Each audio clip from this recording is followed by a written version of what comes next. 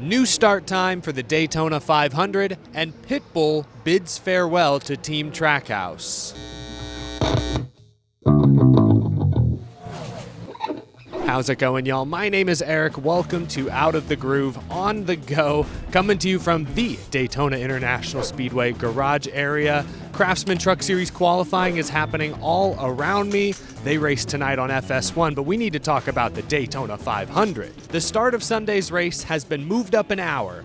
The Daytona 500 is now scheduled for 1:30 p.m. Eastern Time Sunday afternoon on Fox. They moved it up roughly an hour because there's the threat of inclement weather in the late afternoon, early evening. The green flag won't fly until just after 2 o'clock Eastern Time, but still, one extra hour to work with. This should really be the start time of the Daytona 500, right? Like 1:30 Eastern Time. It doesn't have to be noon. You need the later afternoon. Helps get more West Coast viewers on board. But 2:30, 3 o'clock, that's too late, especially when you're dealing with unpredictable Florida weather. That extra hour, giving us a little bit larger window, is huge. If you're coming to the race, get here earlier than you originally planned, partially because of the earlier start time, but also partially because of the increased security screenings NASCAR just warned us about. While it has not been officially confirmed, it has been reported that the president is likely to attend this year's Daytona 500. I wasn't here in 2020, the last time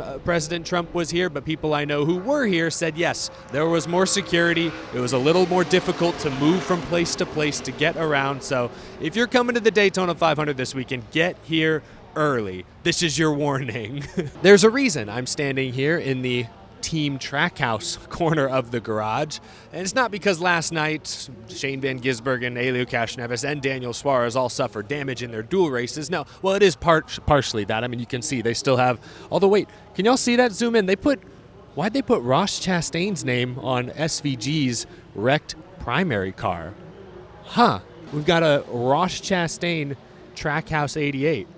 Whoa, all right, breaking news. You heard it here first. No, but the reason I'm standing in this corner of the garage is because Team Trackhouse is in the news this afternoon. Renowned musical artist Pitbull announced today that he is no longer part owner of Trackhouse. He posted to X, quote, "Ending partnership with Trackhouse. Over the past 5 years, we've made history by introducing NASCAR to a whole new audience and falling in love with NASCAR fans at the same time. We've made the decision to terminate the partnership with Trackhouse effective immediately. We're looking forward to performing on the sport's biggest stage this Sunday, the Daytona 500. It's a true honor. Dale." Yeah, so Pitbull is performing pre-race on Sunday. He promised to do it last year, got rained out, so he's back. But the wording of that statement, effective immediately, kind of scary. This is the end of a 4+ year relationship. I mean, the man made a whole album named after Trackhouse. This sudden, abrupt statement seems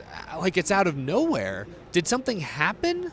Pitbull, I believe, has a press conference scheduled for Sunday morning before his performance, so maybe we'll get a chance to ask. Trackhouse owner Justin Marks posted, "This is a great business story. Armando came in when we had no certainty of any material success and took a chance to help build a brand. Now that we've scaled up and have new partners, he's been able to be rewarded for the impact he's made. A great investment on both ends. Excited to see what he does next." Justin Marks' word choice was a little less alarming. Makes it sound like it was just time for Pitbull to sell off his stake.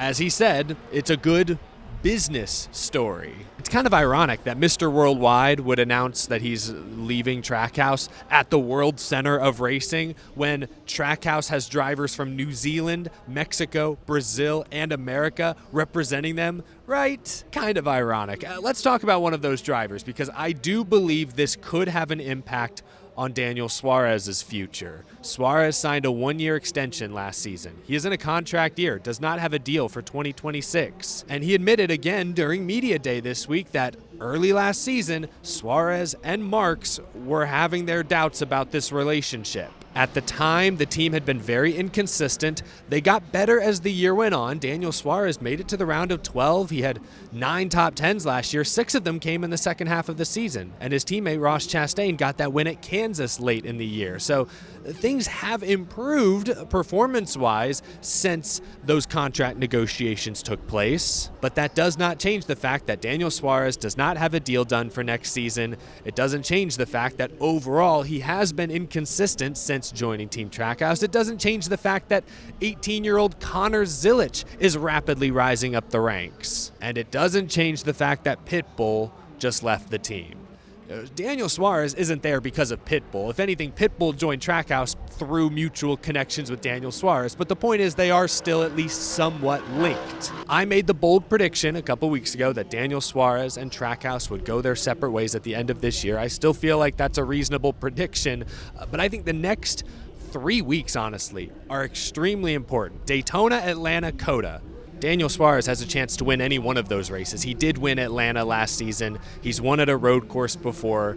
If he can get a win this first month, lock into the playoffs early, get some of that positive momentum, keep it moving. When we go to Phoenix and Las Vegas and Martinsville, hopefully they'll have something positive to build off of. Next 3 weeks, very important in my opinion. I think with today's news, we can officially say that Daniel Suarez's seat has gone from warm to hot. I think we have to say that. Again, Daniel Suarez is not at Trackhouse because of Pitbull, but they are linked through mutual business connections.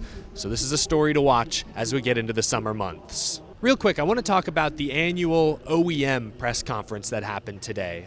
Mark Rushbrook of Ford, Tyler Allen, now with Toyota, and Dr. Eric Warren, representing Chevy and GM, were all in the media center today answering questions, and naturally, they were asked about some of NASCAR's off-season rule changes. In the aftermath of what happened at Martinsville last fall, NASCAR has added rules to the rulebook that would allow them to directly penalize OEMs. They could dock them manufacturer points, they could reduce their wind tunnel time, take away other testing opportunities. That's new this year. The 100% rule, as it's been often referred to, has also been reworded. The current rule now states, any member who attempts to improperly influence the outcome of the event or encourages, persuades, or induces others to do so shall be subject to penalties. Prohibited actions include, but are not limited to, intentional planning or conduct that prioritizes objectives other than achieving the best possible competitive result for their team. Again, this is a direct response to what happened at Martinsville last year in the playoffs.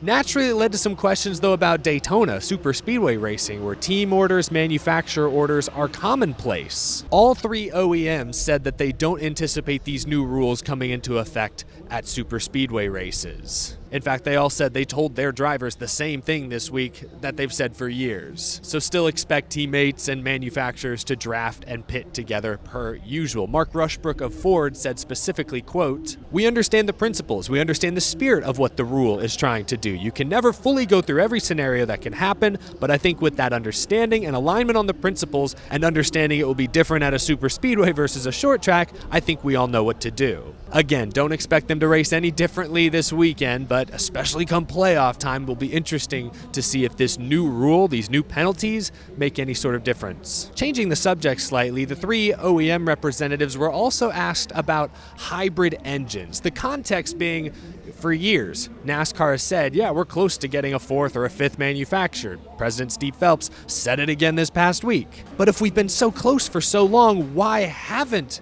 any new manufacturers made the commitment? Why are we still at 3, Chevy, Ford, and Toyota? The next-gen chassis was developed in such a way that it could be modified to fit different kinds of power units. That electric Chevy Blazer that was unveiled the other day, that was on a modified next-gen chassis. That ABB NASCAR electric car we saw at Chicago last year, same deal. So the theory is that any new potential manufacturer wants to make sure that NASCAR's engine rules align with their interests. Adam Stern asked if NASCAR needs to go hybrid, and Mark Rushbrook of Ford said, quote, "I don't know that it's a need. I think for us as OEMs, we've got the opportunity as we compete in different series to have hybrids there. I think the only reason to put it in NASCAR is if it makes the show better.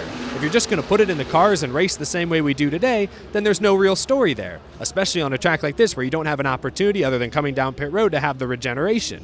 If there is a way to implement it to make the sport more interesting or better in some way, then absolutely we should be discussing that." Tyler Gibbs of Toyota said very much the same thing. I was expecting a more generic answer, like, hey, we're always interested in exploring new technologies, trying to innovate, we're open to anything. But they all said straight up, hey, if it doesn't make the racing better, if it doesn't make the sport more relevant to fans, there's no need. Like, I thought that was a very interesting response. Obviously, we don't know if for example, Honda or Hyundai or Acura or Volkswagen, insert favorite OEM here. We don't know if they feel the same way. Maybe they have different priorities than Ford, Chevy, and Toyota, but I found it very interesting that the three current manufacturers all agreed that if it doesn't make the racing better, there's no need. I thought that was interesting, at least. Figured I would share that quote with you all right here. I got to run. Going to do a show with Brennan Poole here shortly outside the track at the NASCAR Experience stage. If you're coming tomorrow, Saturday, stop by at 2:15. We'll be doing another show at the NASCAR Experience stage. Hope to see y'all there. Thanks for tuning in, folks. Want to give a shout out to my Patreon supporters real quick. It's thanks to all of you that I'm able to travel to as many races as I do and cover these races in person. Tonight, I'll be talking about the truck race. Tomorrow, Xfinity, obviously the Cup race on Sunday. We'll get responses and interviews from drivers, top finishers, and more. That would not be possible without your support. Thanks for watching as Truck Series qualifying continues on behind me. I will see you again soon. Have a good rest of your afternoon, folks. Enjoy the truck race tonight.